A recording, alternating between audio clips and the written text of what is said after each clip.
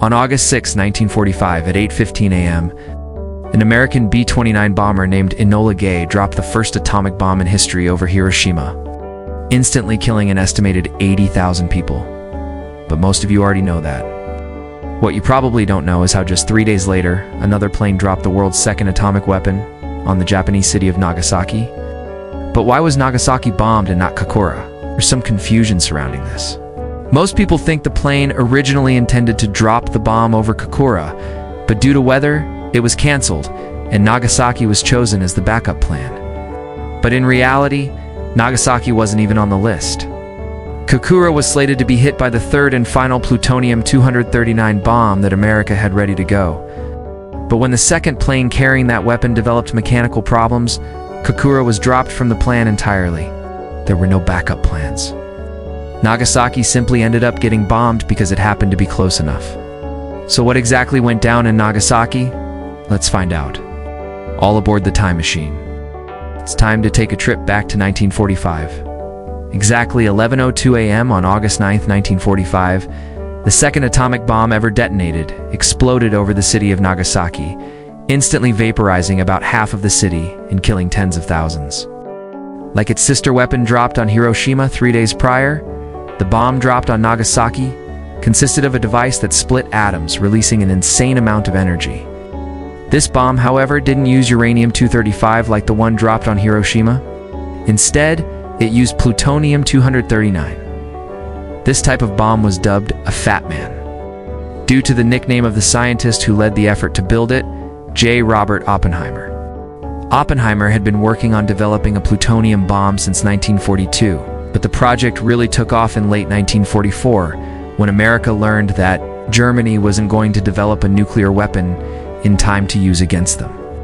This meant that the United States would likely be the first and only country to ever have such a weapon.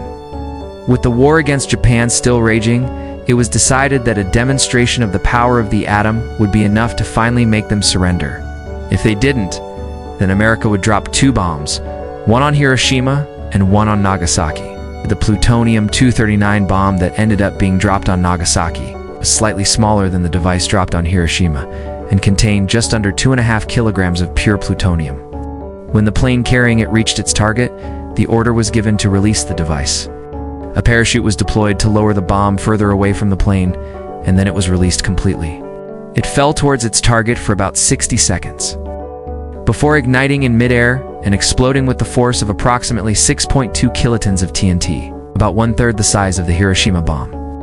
When it exploded, the bomb was roughly 6.2 miles above the ground, which might sound high, but due to the hilly nature of Nagasaki, the blast wave ended up leveling entire hills.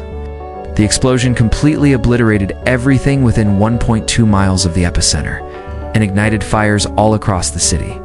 People who were close enough to the bomb were instantly vaporized, while those further away were killed by the shockwave or burned alive in the fires that followed.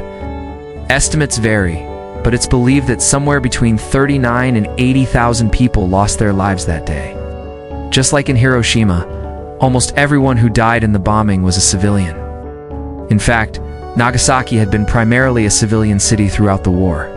Unlike many other Japanese cities, it hadn't been heavily damaged and was still home to tens of thousands of refugees from areas further west that had been firebombed by the Allies. They had fled to Nagasaki, believing it to be safer, only to be wiped out by the second atomic bomb. It's important to remember that at this point in the war, Japan was fighting with their back against the wall. The country had been bombed relentlessly by the Allies, and much of the infrastructure had been destroyed. Even before the bombings of Hiroshima and Nagasaki, Japan's ability to wage war effectively had been crippled. By the time the second bomb dropped on Nagasaki, the country's military was running out of both resources and manpower. But despite this, Japan's leaders refused to surrender. There are a lot of theories as to why Japan's leadership was so stubborn, including some that claim that Japanese Emperor Hirohito never even knew about the bombings. Regardless of whether he knew or not, though, he refused to surrender. And so America dropped a third bomb. Just kidding, no third bomb was ever needed. On August 15, 1945, less than a week after Nagasaki was bombed, Japan announced its surrender. World War II had come to an end. The war against Imperial Japan specifically had been brought to a decisive conclusion by the world's first and only use of nuclear weapons.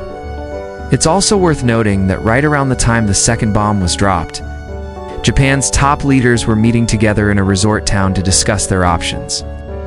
The vast majority of them wanted to surrender.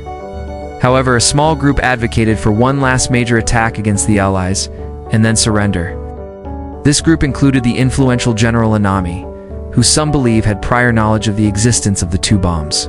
Some historians say that if this group had won out, then Japan may have launched a kamikaze attack that could have potentially led to America using a third bomb. Regardless, this is all speculation. What is fact, however, is that Nagasaki was completely and utterly destroyed. Entire hills were flattened, thousands of buildings were burned to the ground, and tens of thousands of people were dead. It looked like a scene from a sci-fi movie about an alien invasion, except the real monster was humanity itself. In the aftermath of the bombing, many survivors found themselves trapped beneath rubble with little food or water. It took the Japanese government several days just to reach the people in need. Many of the survivors who were immediately killed suffered greatly from radiation poisoning and died within weeks or months. Those who did survive had to live with the physical and psychological scars of the bombing for the rest of their lives. After the Japanese surrender, the people of Nagasaki got to work rebuilding their city. The site of the bombing was turned into a memorial park and museum. And today, Nagasaki is just another normal city in Japan. You wouldn't even know anything had happened there if you just visited. It's hard to believe that such a horrible event could have occurred here. Although in many ways, Nagasaki has moved on from the bombing, many citizens remain active in global efforts to ban nuclear weapons and promote world peace. In fact, Nagasaki, along with Hiroshima, is credited as being the birthplace of the modern anti-nuclear movement.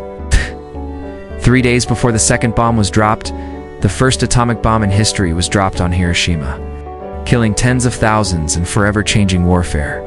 3 days later, the second atomic bomb was dropped on Nagasaki, killing more tens of thousands and proving that the first wasn't a fluke. Together, these two events ushered in the atomic age and proved to the world the true destructive capabilities of the atom. What do you think of the story of Nagasaki? Let me know in the comments below. As always, thanks for watching.